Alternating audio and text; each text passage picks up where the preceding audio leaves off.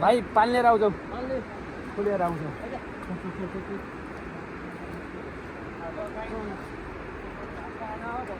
के भन्नु छ मेरो भाइलाई भन्नु त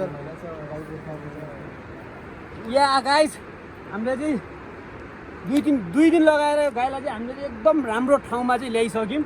अहिले चाहिँ गाई पनि आफै हिँडिरहेको छ। अहिले चाहिँ हामीले गाईलाई घाँस दिइरहेको छौँ, पानी दिइरहेको छौँ। हामी चाहिँ बाजुराबाट आएर मुगुको गाईलाई चाहिँ उद्धार गरेको है। अब यो ठाउँको मान्छेलाई